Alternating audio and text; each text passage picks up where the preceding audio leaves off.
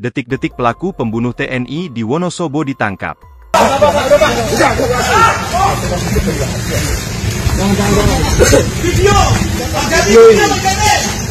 Pelaku pembacokan yang menewaskan Serda Rahman Setiawan anggota TNI di Desa Jolontoro, Kecamatan Sapuran, Kabupaten Wonosobo, Jawa Tengah, Minggu, 14 September 2025, dini hari akhirnya ditangkap.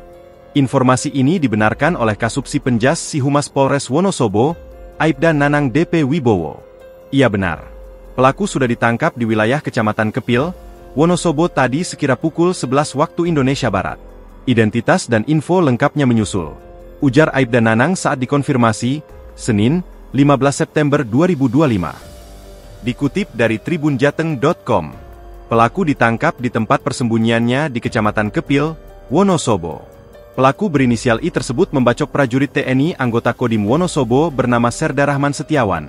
Minggu, 14 September 2025, dini hari. Diberitakan sebelumnya, Serda Rahman Setiawan tewas setelah menjadi korban pembacokan pengunjung kafe di Sapuran. Saat kejadian, Rahman datang ke kafe tersebut untuk makan bersama temannya, Freda.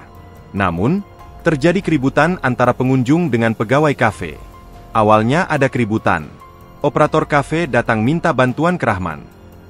Dia, Serda Rahman, cuma bilang, udah, pulang-pulang.